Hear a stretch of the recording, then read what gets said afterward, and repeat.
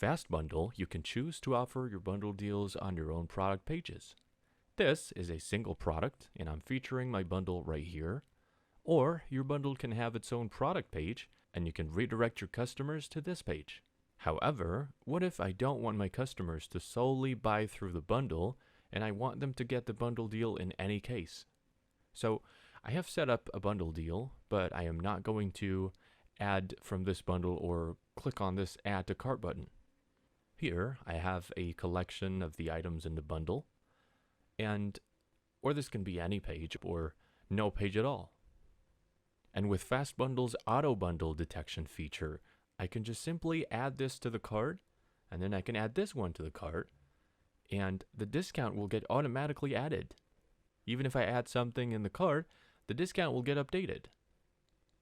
So you can get this feature on the enterprise plan and have discounts detected for your non-clicks bundles as well in order to offer site-wide deals. Be sure to ask support for this feature's activation and its different modes.